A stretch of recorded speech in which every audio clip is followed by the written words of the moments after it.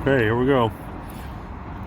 Customer says they spilt water in the center console and now it won't crank or start. An old 320 Mercedes. It's in good shape. Good shape. But I'm gonna have to probably call BS. This is how the car arrived here, and that's all we have to go off of. Spilt water in the center console, and now it won't start. Somebody told her that it needs a brain. I think they were talking about her, not the car.